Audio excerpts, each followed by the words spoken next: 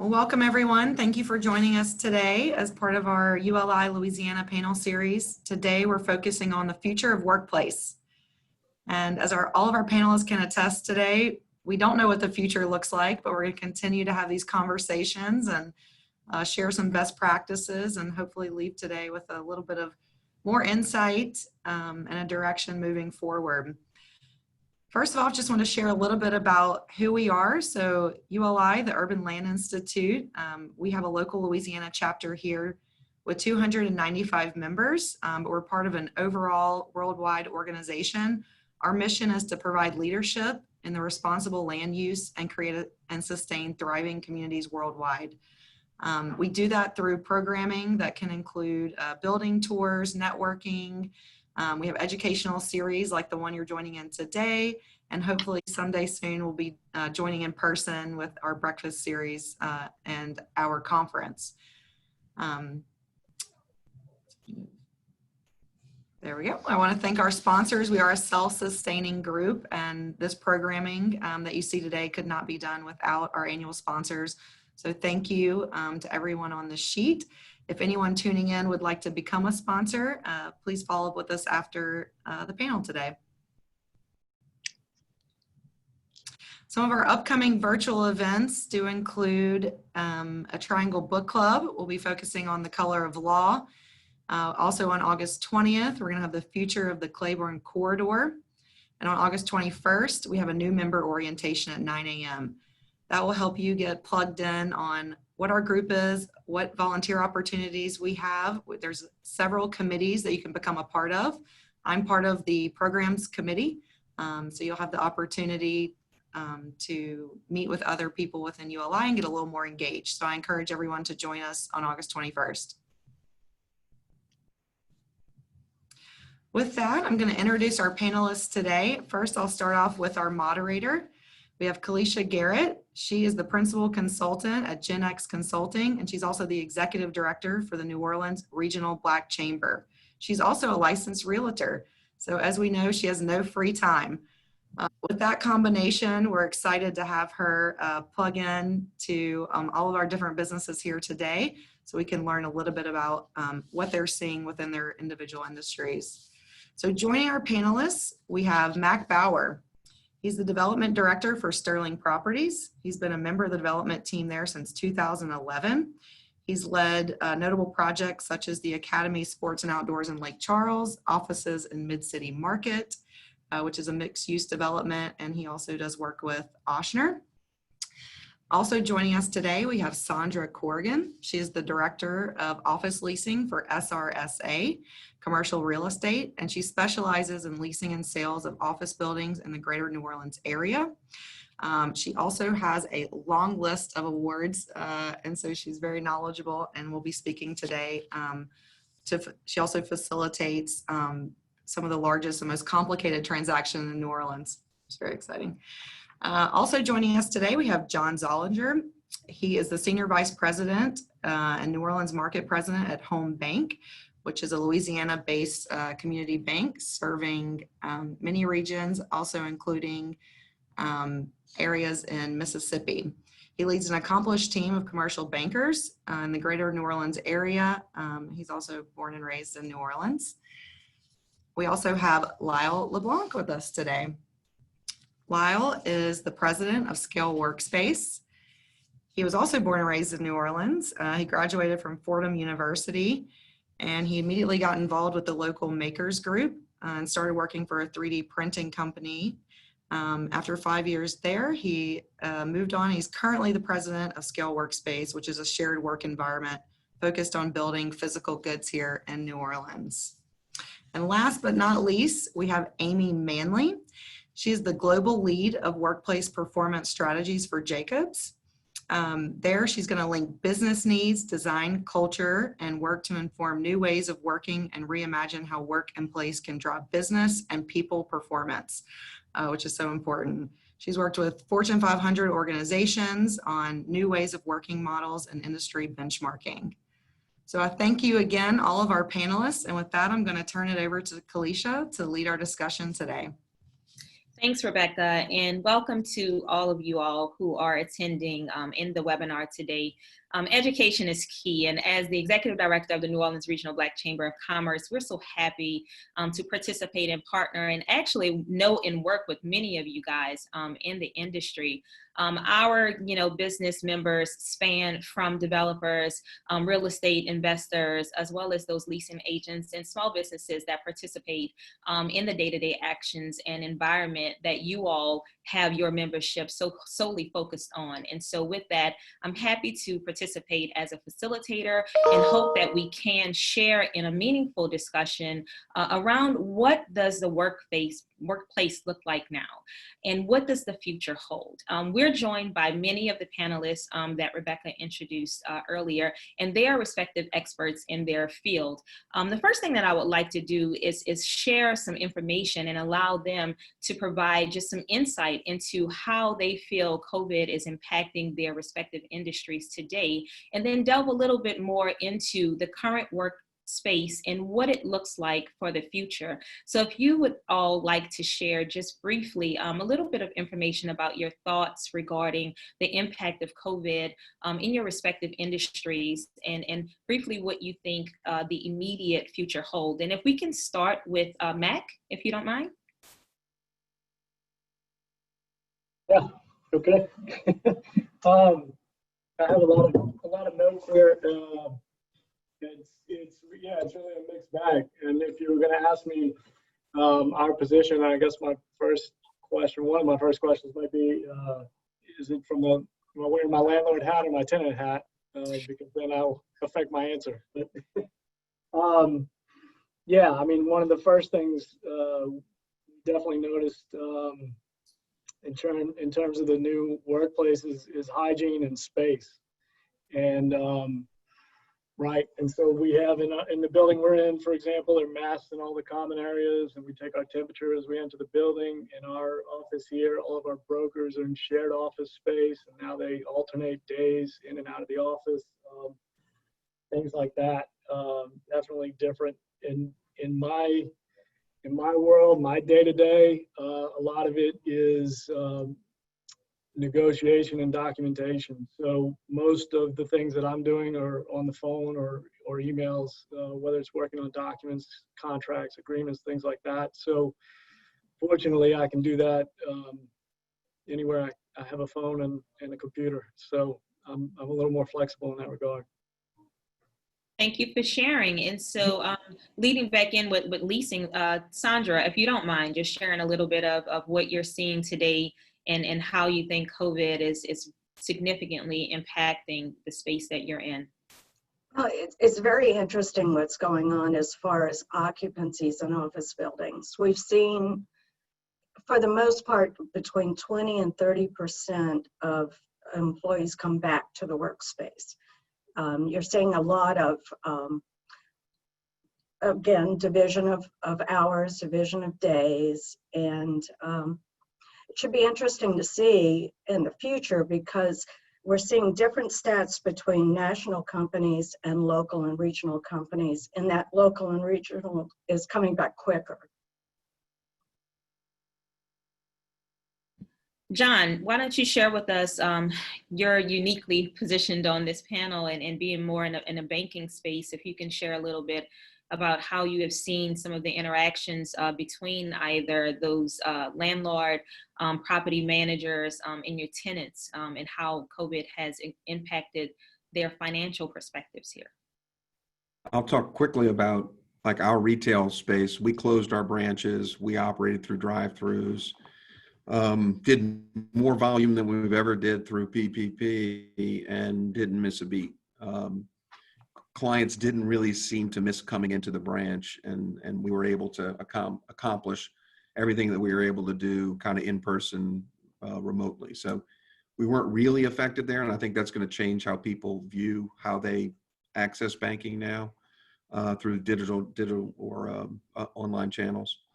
So I think, you might see locations, retail locations have always been under fire. I think this may accelerate some of that as well. Landlords and tenants, from our perspective as a financer, we deferred payments on probably 35% of our loans for 90 days, 3 months, and that's just kind of rolling off. We've had about 15% of those people, 15% of the 30%, so it's a much smaller number, re-up for another round of deferments. So we have yet to really see the financial impact of tenants not being able to pay rent, and then therefore landlords not being able to pay their expenses, especially their debt payments. So that cycle is getting pushed back into probably third, fourth quarter before we really see the impact on that, fully see the impact on that. Now, we've taken a lot of money and set it aside for loan provision for those types of losses without really knowing what they're going to be. So, our company alone has taken about $12 million in provision for future loan losses that we really just don't know what's going to happen. So we're not quite, we just don't know what's going to happen next year and when the shoe's going to drop or if it will. So it John, makes us really kind of sit back and say, we don't know what's going to happen. And I think that's a prevalent perspective to have. And I actually want us to delve into that a little bit more. So hopefully you can share a little bit more in detail with us on that. Amy, tell us from your position with it being a more expanded model, how has it impacted you all significantly, what you see right now, and what is the plan for the immediate future?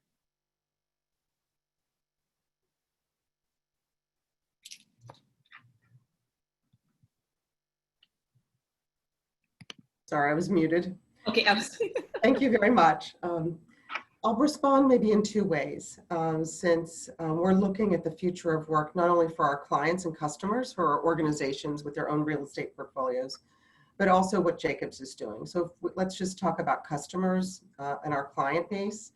One of the things that we've been very clear in advising our clients is, if many of you may remember, back in March and April, when most of us returned to a remote or were forced into a remote work situation.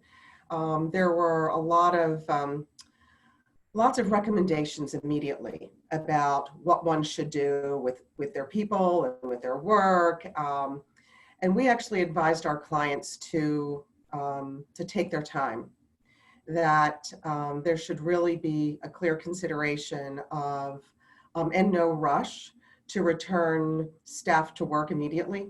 That and that one way to do that was to really look at the work processes and activities and the job functions, and make a clear determination about, based on that, which jobs were most essential to be on site. And I give examples. For instance, if you're a pharmaceutical corporation, you have scientists and researchers and tech operators that are actually conducting experiments. They probably need to be on site. If you're a federal agency, intelligence community, then you might need to get, you have people that work in secured locations. Then we need to get them back on site. And our advice to them was, if you can very clearly define work that's essential on site, it's a really good way to limit the number of people that have to be on site. You can provide a much safer, healthier work environment for those staff that need to be there, and those that are really being quite effective in a remote situation to do so. Keep them there until we have more information, because we're all still learning about what does this mean with the virus, what does this mean for remote work, how it's impacting our organization. So let's be a bit more thoughtful about it. And lastly, within Jacobs ourselves, immediately right now, there is no rush to return our staff to work. 85% of our staff is working remotely globally, and the other 15% are what we would deem essential workers supporting our customers. And they've been working the entire time, but we've given clear consideration about PPE and methods to keep them as safe as possible as they've returned to work.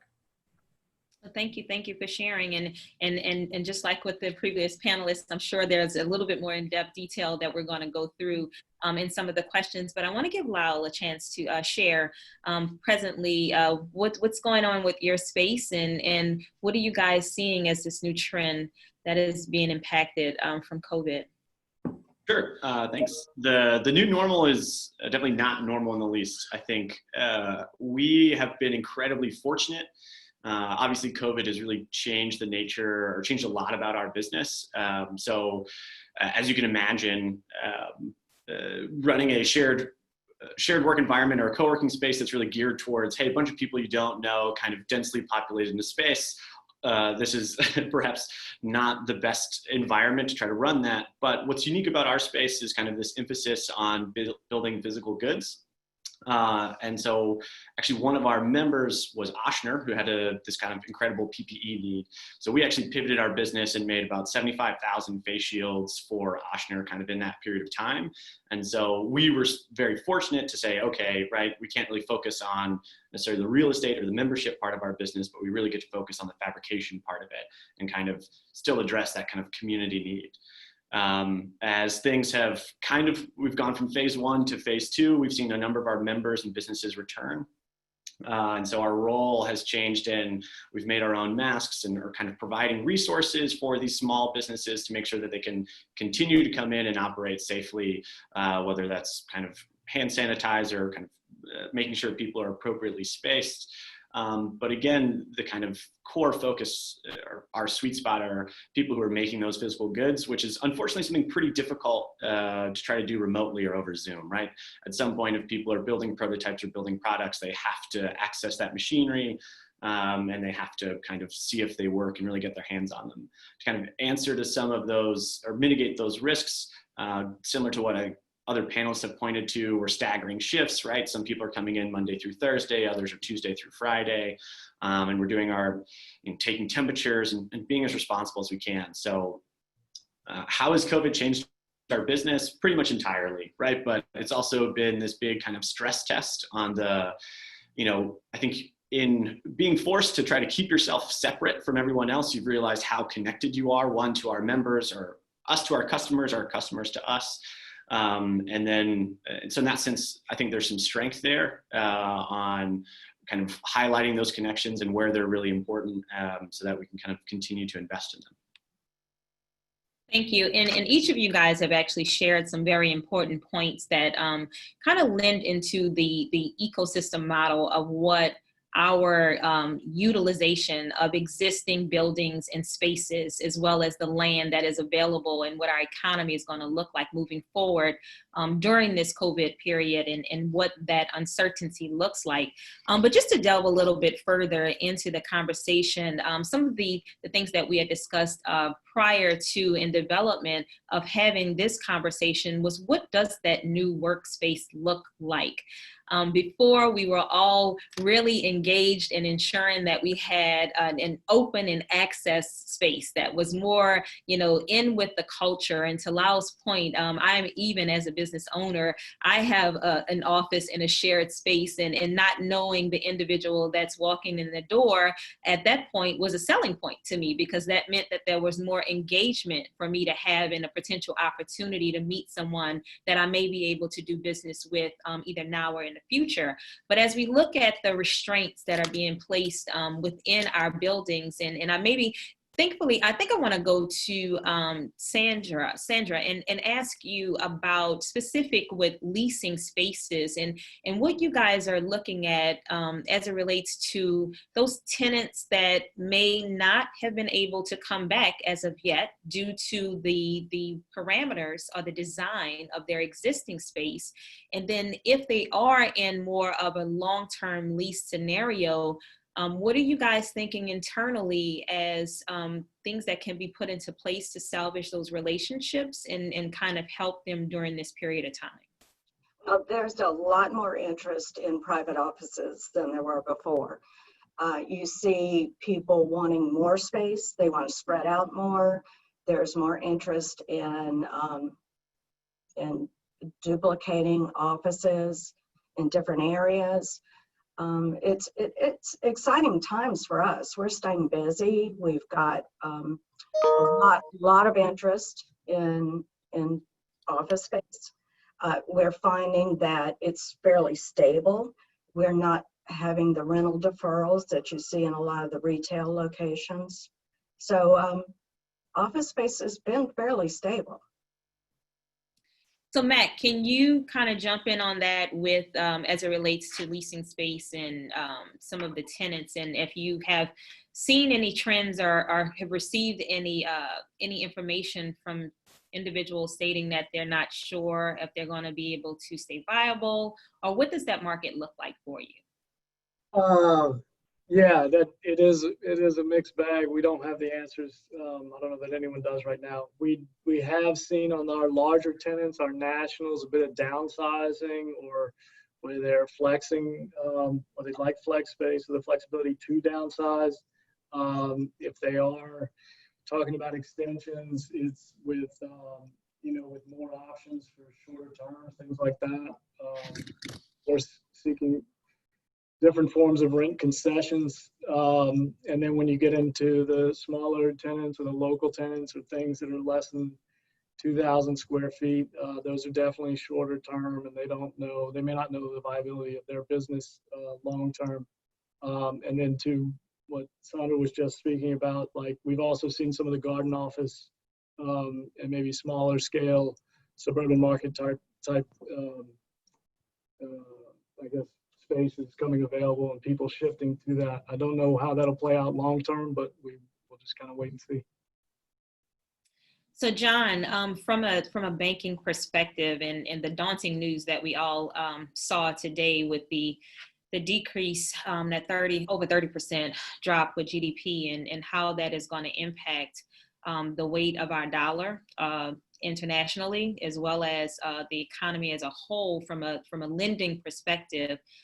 Do you have any thoughts regarding those individuals that may have been in the midst of development projects, or those that had, capitalized things that were coming into fruition or just starting, and now not having that income or that forecast to be able to project where to go at this point?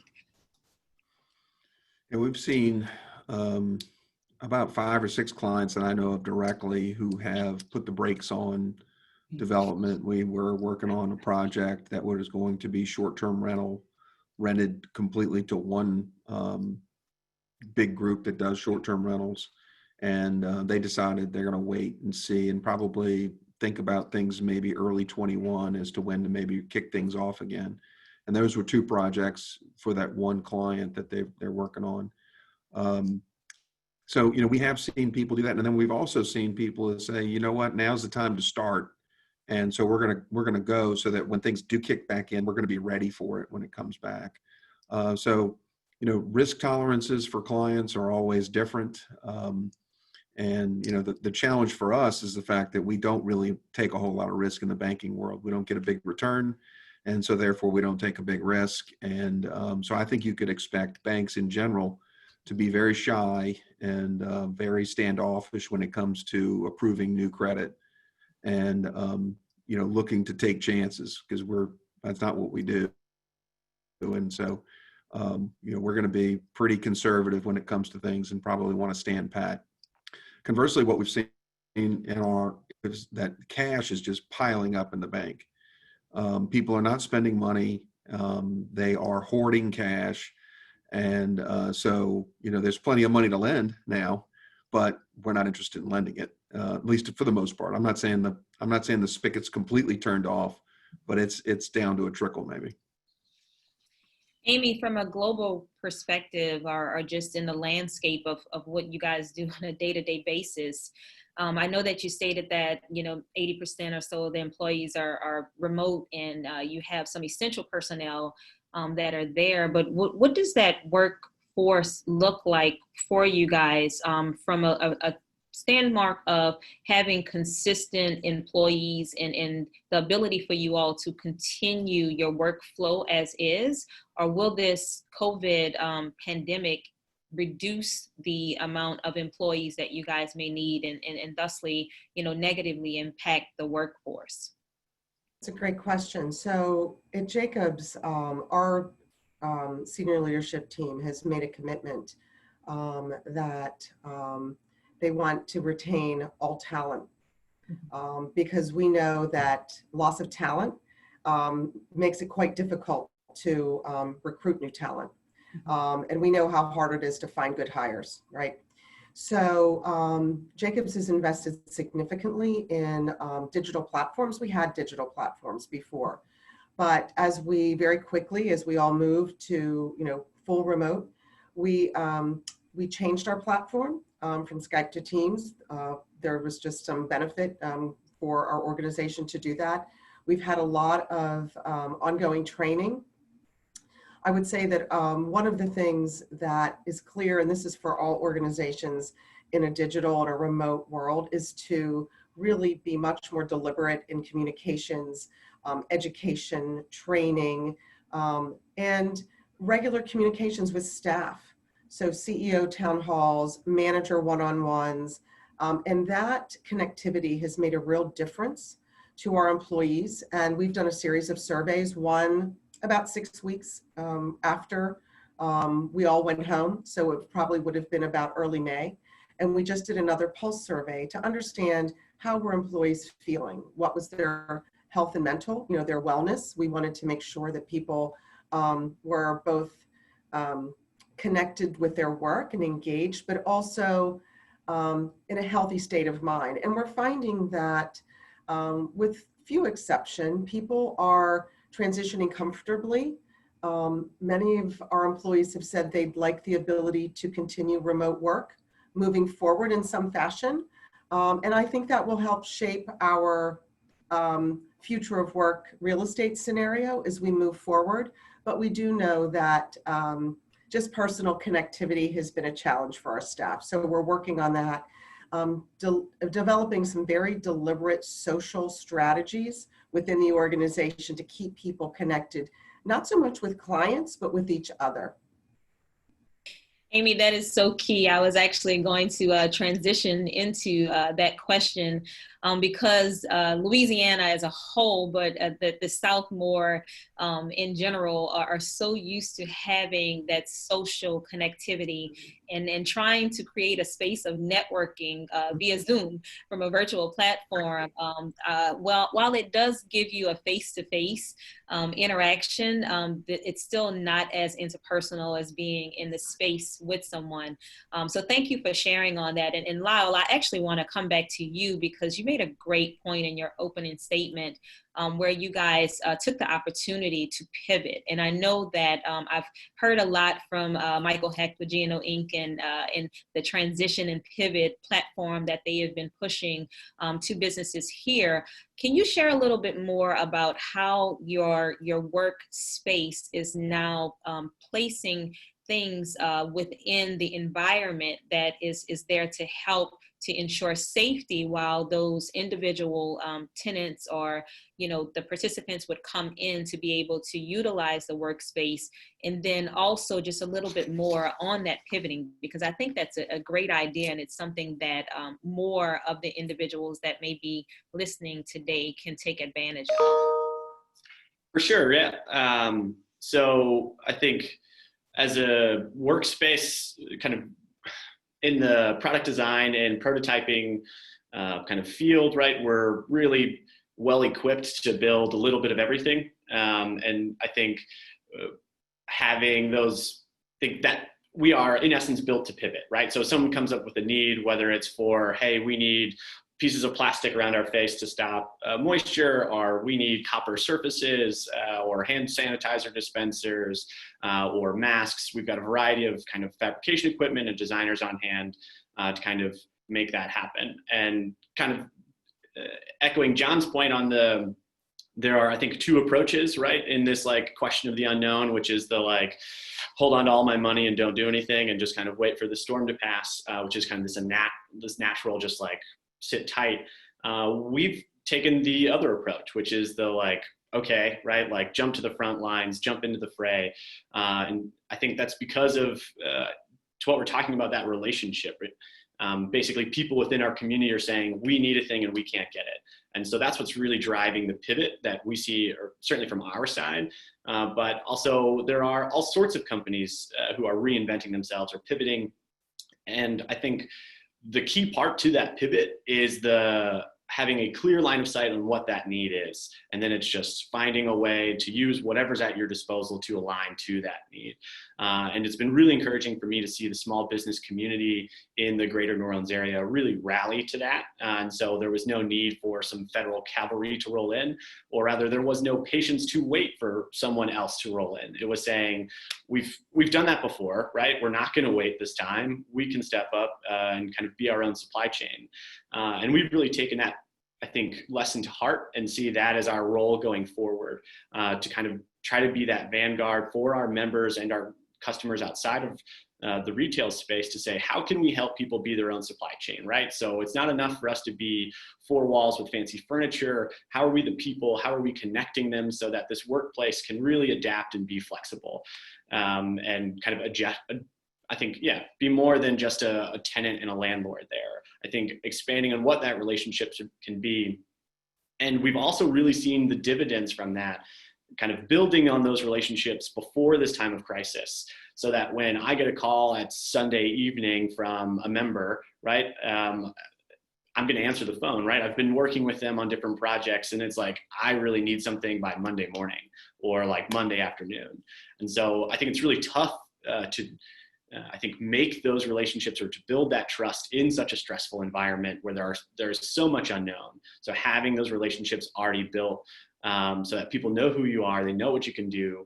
I think we all have people in our lives when you're like, when something goes wrong, these are the people I'm going to call, right? Like no questions asked. You're not like going through Angie's List or reading Google reviews. This is just, these are the people who have my back. And it's been really encouraging to see the New Orleans business community. I think, this crisis has revealed that network is strong and can make real measurable progress. I'd like to piggyback on that a little bit. Obviously in New Orleans, we have gone through that before, and I don't see people panicking. I think people have comfort in the fact that when this is all said and done, the infrastructure will still be here. There will still be buildings. You'll still have a place to live. And I think the experiences we've had in the past have made us uniquely able to move forward. We are a resilient community, and we will come from this as well, just as we have many instances in the past, and as we are living with tropical storms and our natural occurrences that happen here. The uncertainty of COVID and the pandemic has just added an additional layer. I think that we will figure out a way to make it work, and collectively you guys have shared some insightful information with getting us there. I do want to ask John, just you have a unique perspective in what has happened, because out of each of the participants that are on the panel today, your industry, while having to be closed and adjust to COVID, also had an increase of need for service demand in participation with grant programs and applications, and then just the general scare of scarcity or access to funds, right? While at the same time having to close down locations, only have drive-through, not have tellers, and still don't know, where your industry is going to go, right? So share with us some of the ups and downs, how you have handled that, and what you see Home Bank pivoting to or digging into to make sure that you guys are here for the long haul, and that we'll all have a bright and perspective future here. One of the benefits of working for Home Bank is that we're a very strong, well-capitalized organization. So, and we have good talent. And so, I think Amy said it better than anybody else could have, that talent is what does everything. And so it drives everything. And, so we were in a position where we didn't ask to be the lender for PPP. We were kind of said, hey, guess what? The banks are doing it now. And so we had to kind of figure that out. And we didn't have a whole lot of time to figure it out. And it kept changing in the middle. So this is one of those things where it was very dynamic, and it brought us together, and we kind of all figured it out, and tried to keep what was really in mind, the fact that we were delivering for our community and our customers. And that's what really drove us to make sure that we kept our eye on the ball and were able to kind of deliver for our clients. We did 2,900 loans in about 2 months. Wow. And that's a lot of cranking away. And luckily we found a technology to help us through that. We employed some technology that really helped us and helped our clients interface with the SBA. So, we did find different solutions, because if we'd have done it the way we had always been doing it, it wouldn't have worked. And so when you talk about pivot, it's something that we figured out as well. We also allowed the loans to be signed electronically through DocuSign. So that was a big innovation that we used. I mean, it's not like it hadn't been around for a long time, but it did allow for contactless closings. We didn't actually have to go in person and sign the loan and do all that. So that was a big help. That really sped things up as well. To that point, Mac, if you want to share, and maybe Sandra as well, as it relates to the leasing component and having a contactless system, what have you guys implemented or seen that have helped your industry to be able to continue with having interactions with your tenants, and even with new identifying new prospective tenants to come along? If I can just jump back real quick to something Amy was saying earlier and about the kind of workplace and the culture. One example was a friend who had reached out, broker friend from another firm, who reached out to me a couple months ago and was just saying, how are you doing? How's the fam? What are you working on? And we chatted a little bit, and it's funny, we found out we were both working on a project kind of in the background, and that wound up closing the deal, a few weeks later, which is always nice. But at the end, I said, well, thanks a lot for calling. And he said, yeah, I've just been checking into people I would normally run into on the street. And I was like, well, duh, that's a good idea, right? We should probably all do more of that. But along the lines of the kind of culture in the workplace. To your question, I would probably steer more to Sandra, but one thing I've heard about is like virtual notaries. Just the concept of that is it took me a second to get my head around it, because when you think of the purpose of a notary and then you can do that virtually, okay. But yeah, maybe Sandra, you could speak more to that. Well, our industry is a very public industry. We have engineers who have to face the public daily. We have engineers actually in the hospitals. We have agents that have to go out and show space. So we've been very careful to try to keep everyone healthy. We have a very strong protocol within our company. We've got someone that keeps us in line. Within our company, we first realized that it was very important to stay healthy. And we have signs everywhere. There's sanitation everywhere. We're doing everything we possibly can. But as far as showing space, we've always been on the leading edge with our drone videos and our videos of our spaces and our videos of our buildings. So we can do initial searches via email and any type of data sending mechanisms. We're fine.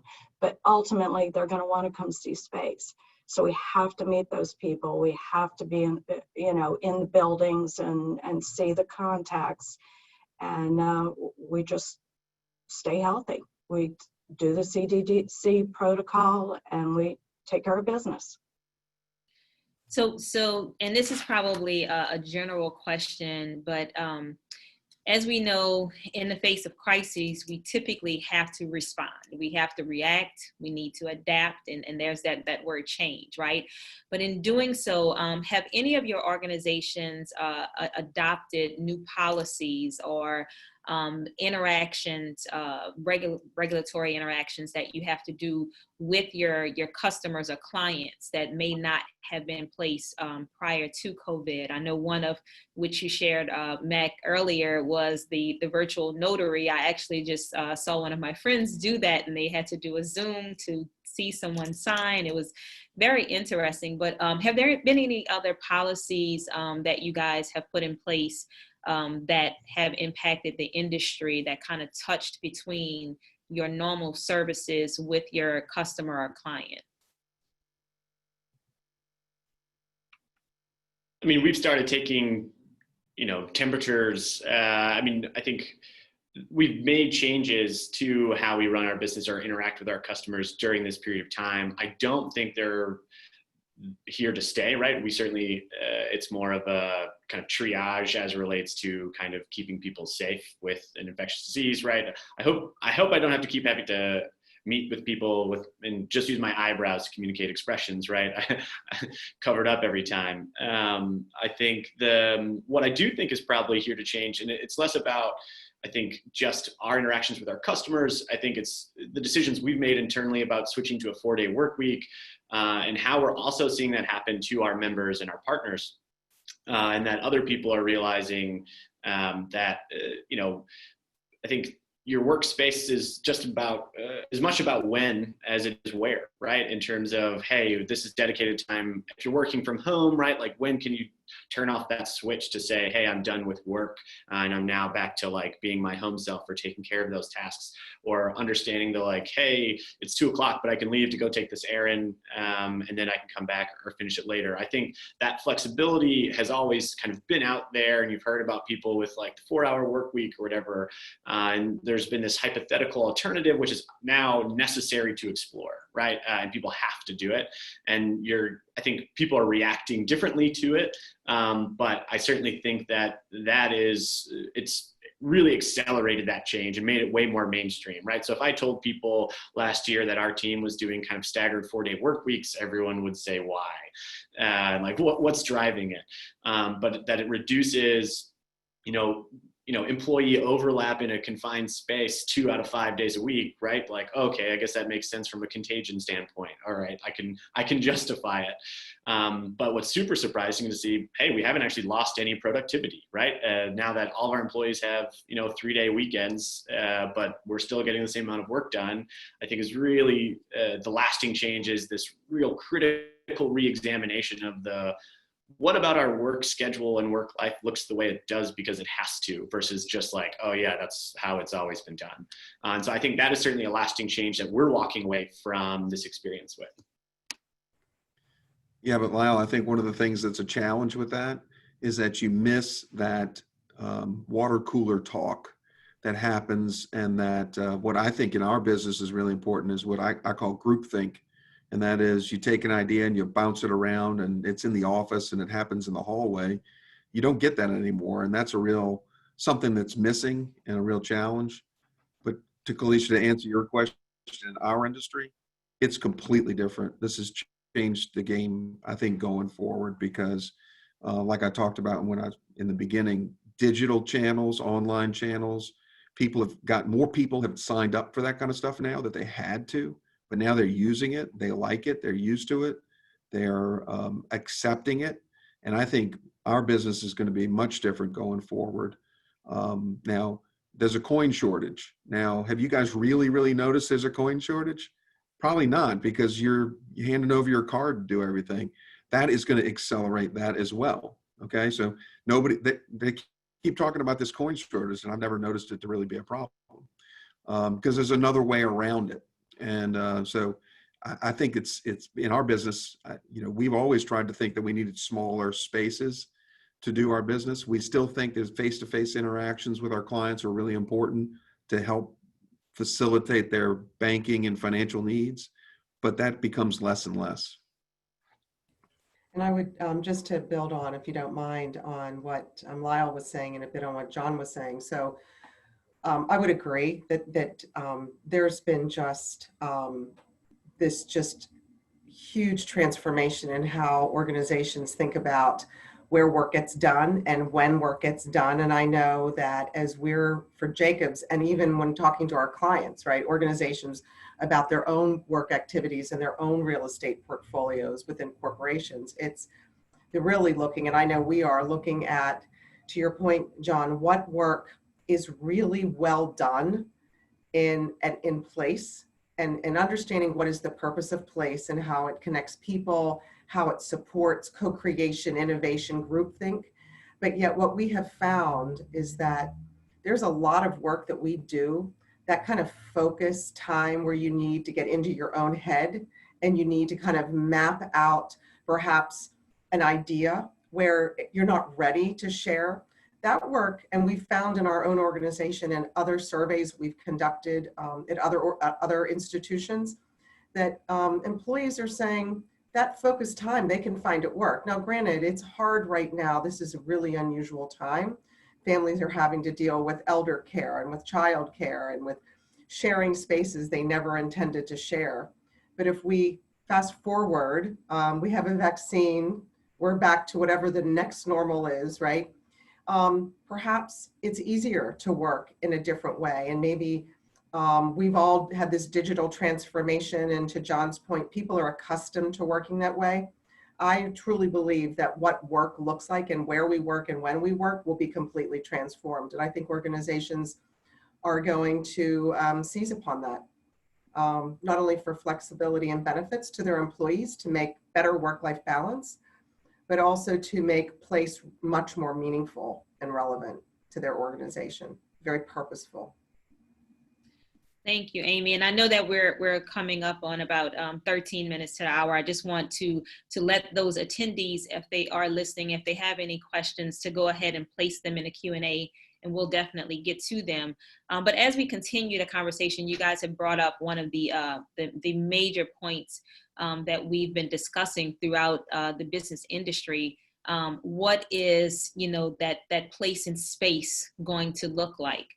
We have existing buildings in our urban downtown metropolitan areas that are Class A buildings that have, smaller cubicle offices or den spaces where there are large groups of people that would be co-inhabiting that space, right? What does that look like from a market standpoint for those organizations when they do come back into the office?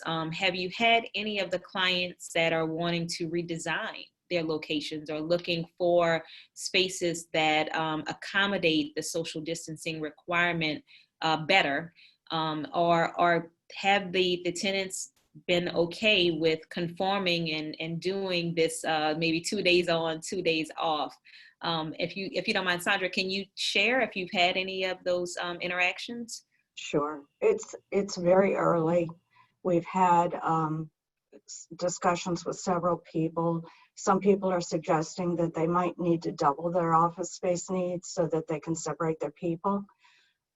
Others are saying that they'll stay within the confines of their existing location and try to work their work days around that. We may need to extend building hours so that we can duplicate or add additional hours for people. Really, we're seeing quite a bit of discussion. No one's making any major moves yet. If I can jump in there a minute, I'm counting my lucky stars that our space, we were talked into using movable walls and this idea that we would actually move them. And then lo and behold, we've actually moved walls recently, and that it's really avoided kind of HVAC work and electrical work. And so good call, past self on that. But I think, because I think to what Sandra's saying is the difference between some people saying, hey, I want more space, some people saying I want smaller space. I think, and again, this speaks to the general climate of uncertainty on the no one really knows. And so I think being able to pivot quickly, right? Being able to, I think, be flexible and provide flexible solutions there has proven to be super important, one for us as just kind of tenants, but also as this kind of membership manager, being able to accommodate different requests And so having kind of furniture that is, I think, suited to that, or that kind of foresight and building. So I also hate how electrical floor boxes look. And so all of our power comes from the ceiling, and everyone was making fun of me for it. And now it's like the perfect thing, right? So it's easy to move furniture and just kind of run the cord along. And that flexibility has been key, and is certainly, I think, this, again, climate of uncertainty has confirmed or cemented my faith in the great modularity is pretty key going forward, because no one really knows whether it's, hey, there's more demand or there's less demand, they need more space, they need less space. Being able to adapt quickly to those needs has been crucial. To that point, have any of you all, as we know, it hits the pocketbook, right? And John stated earlier that, a lot of cash is not being spent. And we see that from what is being shown in the market, and also in general, of people being at home and in space and not in public. They're not having as many dollars moving through our economy. Do you guys think that you will have to provide additional resources in the form of concessions or forbearance or deferrals? Or, I know, Sandra, you said it was kind of early off in the front side of the market, but as we are now venturing into August, I know back in March, I was like, okay, April, we'll be back out and at Jazz Fest in May, and that didn't happen. So, and looking at SEC, like decreasing their amount of games that they're projecting, and MLB not being able to have their games because of the still spread, right? Are you all preparing to be able to offer or having conversations around what concessions or forbearance or deferrals would look like in this space? And what's the appetite for you guys to think about that? I'm not seeing it yet. I'm really not in the office sector. I think retail's been hit pretty hard, and I think they have some issues they have to deal with as far as deferral of rentals and renegotiating leases. But the office tenants so far have been very stable. They may not be using the space full time right now, but they're still operating. And I find that we have to probably wait till the end of the year to see whether or not they come back in full force. But I don't see anybody, no one's coming back and trying to renegotiate leases right now, unless their leases are expiring. And if their leases are expiring, they tend to ask for a very short period of time, maybe a 6-month extension, to see where they're going to be. I think that is excellent. Mac, have you seen anything, or from your department, have they reported any actions that may heighten awareness around that conversation of having to look for concessions or forbearance? Just to add on the previous statement, when the retail world is different, and when this first got started, we were reaching out to all of our lenders on all of our properties, and if we were able to, whether with local banks, once you get up to the nationals, and if it's life companies or whomever you're dealing with, it gets a little more difficult. But if we were able to negotiate deferrals, then we were able to pass those through to the tenants. The office market is a little different world. Normally the leases are structured different. Maybe they're longer terms, or they're things like that in play. Additionally, although the tenants may have a little bit of leverage now for this period, if it's 6 months or something like that, for the wearing the landlord hat, and really for everyone, if you can kind of hold tight or sit tight is what we're thinking, and just kind of ride it out. We are in the midst of a recession, and just pile the pandemic on top, right? Make it all the more fun. But the tenants, we think, and we represent that side as well, think twice about relocating because of a couple things. There is an amount of downtime associated with it. Now, maybe they could be working from home or remotely, so that might not be as much of a factor as it was historically, but it is disruptive to the business. It's disruptive mentally. And then also there's a cost associated with it. So if it's the cost to go into a new space plus the cost to mobilize or demobilize or whatever's happening. So I think, again, none of us know, everything's in flux right now, right? And so, and probably to John's point, why people aren't spending money, because they don't know exactly, yeah, they can get money real cheap, but they don't know where that return's going to be.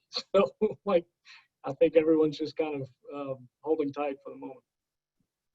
Yeah, you've actually shared a few thoughts that if there is a silver lining to what we are experiencing, I think it is that we have learned to conform and operate within the constraints of what we have, right? And understanding that what society has told us in the past as a normal working day and an 8 to 5 and having a real water cooler, we may have to have a virtual water cooler behind one of our Zoom panels so that we can still have those thought conversations and continue to, be innovative in our space to ensure that our industries can continue to succeed.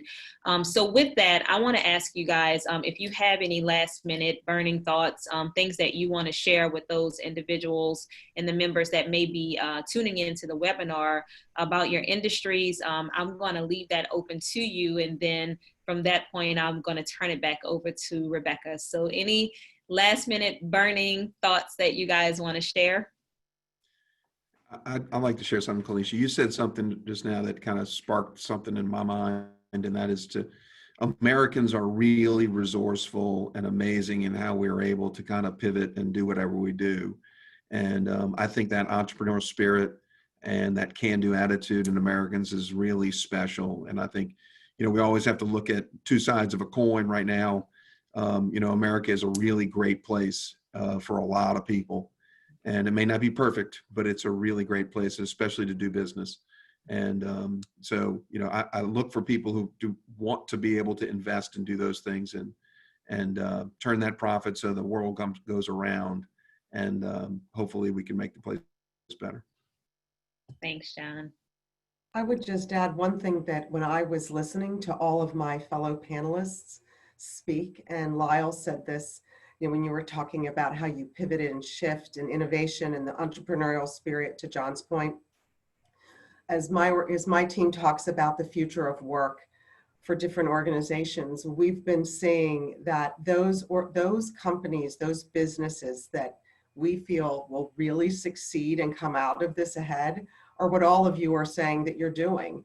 You're addressing what's happening, you're innovating around it, you're making your business most resilient and your people resilient. And I think that that's really, to your point, John, one of the things that we as Americans do really well, and that we're willing to embrace something new. Change is hard, but we're embracing it and we're making it work for us. And organizations that are doing that will come out of this, whatever it may be and when, just leaps and bounds ahead of those that just want to stick their head in the sand and pretend that nothing's changed.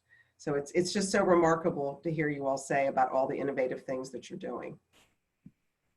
Thank you. Thank you. Okay, to piggyback on that, Got it.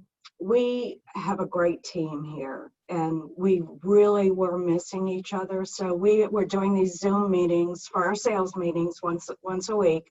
We finally got together and said, we're going to do a group meeting outside at Parasols, and we sat out on our chairs, enjoyed everybody. It was a wonderful time, and we can't wait till the weather gets better again so we could do that.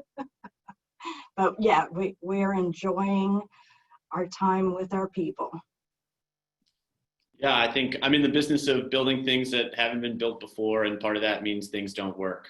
But I think too often people stop, and I think that this is, the silver lining, right, is that this is an opportunity to really explore those alternatives and have a real kind of, systemic transformation on, hey, we can come out of this better and build something new, whether that's a new business, a new product, or just a new way to work.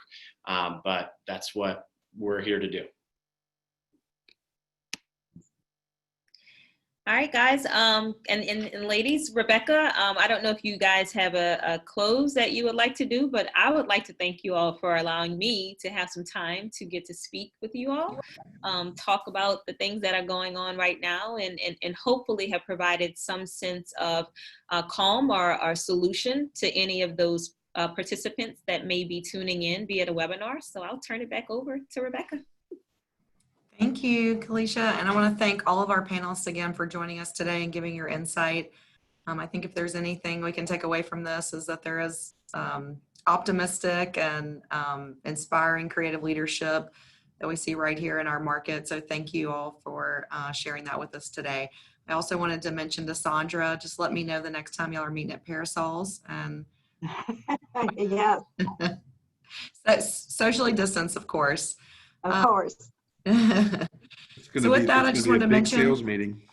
yeah. With that, I just want to mention we will post the recording of our discussion today on the ULI website. So please feel free to check that out and share that with anyone from your team that may have missed today.